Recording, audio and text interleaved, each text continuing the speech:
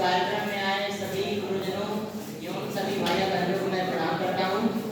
जैसे कि आप सभी जानते हैं, किसी भी प्रकार से कुछ दबाव से, सभी प्रकार के दबाव से जनता के द्वारा वैश्विकाधिकार का प्रयोग कर पाना किसी भी सरकार के लिए एक अच्छा परिणाम माना जाता है। तो भारत में पिछले वर्षों में अनेक निर्वाचन सफल कराए गए हैं, सशक्त रूप से सफल कराए गए हैं, लेकिन उनमें अभी कुछ कमियां विद्यमान हैं जिनको सुधार करने की आवश्यकता है।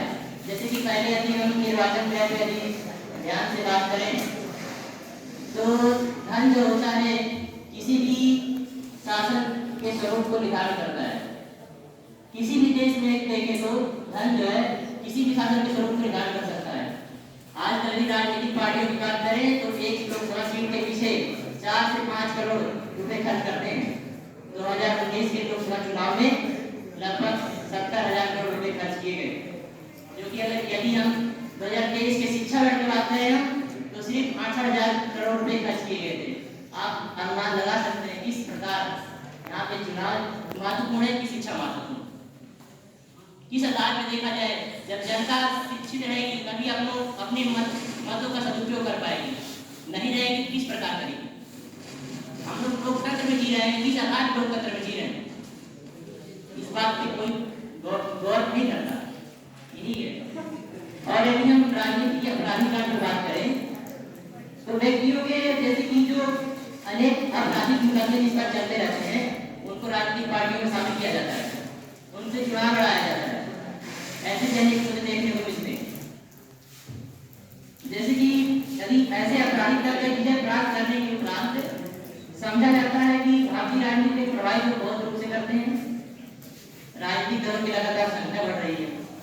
2019 में राजनीतिक दल 2163 राजनीतिक दल पंजीकृत कराए गए थे, लेकिन सिर्फ 650 या 700 के करीब में लोगों ने प्रत्यक्ष रूप से निर्वाचन में भाग लिया था। और लोग का क्या जो सिर्फ पंजीकृत कराने की वजह से उनको फायदा मिलता है इसलिए, और उसके अलावा जो सही ढंग से अपने सभी शुरू नहीं कर पा रहे। निर्वाचन आयोग को इस बात पे ध्यान देना चाहिए। सिर्फ राजनीतिक दलों की निर्धारित नियमों के अंतर्गत मान्यता प्राप्त कर देता है, लेकिन उसके सभ्यता या निष्क्रियता से उसको कुछ लेना देना नहीं है। उसको क्या लेना देना है इस चीज से कि कोई दल प्रत्यक्ष रूप से सकती है कि नहीं है, इससे उनको कोई लेना देना नहीं रहता है। आजकल मीडिया का दुरुपयोग किस प्रकार हो रहा है आप लोग भली भांति परिचित है, इसमें आपको बताने की जरूरत नहीं है। लेकिन फिर भी मीडिया जो है सशक्त रूप से एक माध्यम होता है किसी भी हर देश के कोने तक अपने बातों को पहुंचाने के सशक्त माध्यम है। लेकिन जो सत्ताधारी पार्टियां हैं वो सिर्फ अपने प्रचार के लिए, जो सत्ता में बने रहने के लिए अनेक प्रकार के दावे करती है। सभी की जनता तक कभी मान्यताएं बैठाती है कि सभी के अंतर्गत ऐसी भावनाएं बैठ जाए, लेकिन ऐसा नहीं होना चाहिए। जब तक जनता शिक्षित नहीं होगी हम इस पर कुछ विचार नहीं कर सकते।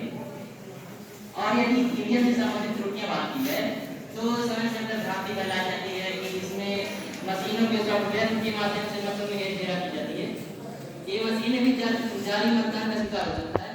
यदि ये बात सच है तो इस पर निश्चित रूप से कार्रवाई करनी चाहिए, लेकिन अब इसका अंदाजा हम नहीं लगा सकते कि सच है कि सच है, इसका निर्णय नहीं किया जा सकता। निर्वाचकों की अनुपस्थिति के बारे में वही बात करें तो निर्वाचन में अधिकांश लोग रुचि नहीं लेते हैं, लेते भी हैं तो वहाँ पर जाने का कष्ट नहीं करते हैं, जहाँ निर्वाचन हो रहा है, ये भी बात है। और मुश्किल से 60% या 65% लोग ही निर्वाचन में प्रतिशत मतदान के पर प्रतिशत हो पाते हैं। और आप इसको कैसे कह सकते हैं कि प्रतिनिधि रूप में हम जनता के द्वारा प्रतिनिधि को चुना जाता है तो प्रत्यक्ष रूप से संपूर्ण जनता के द्वारा नहीं चुना जाता है। ये प्रतिनिधि शासन सरकार इसके बारे में नहीं बात करती कि ये प्रतिनिधि सरकार है। और इसी आधार पर भ्रष्टाचार भी बढ़ा देता है।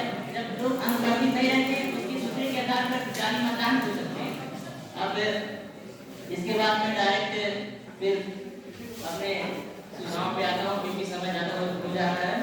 तो मतदान प्रतिशत जैसे कि पिछले बार 67% बताया जा रहा है से, फिर भी मतदान प्रतिशत को बढ़ाना चाहिए और जागरूकता बनाने का प्रयास करना चाहिए।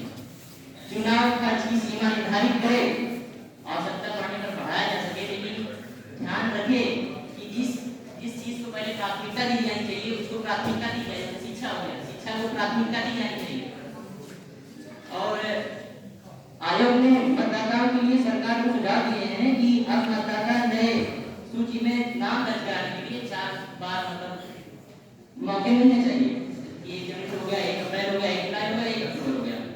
विधि आयोग ने कई वर्षों में सिफारिश भी सुझाव दिए हैं, लेकिन उन्हें संसद में पेश नहीं किया जा रहा है।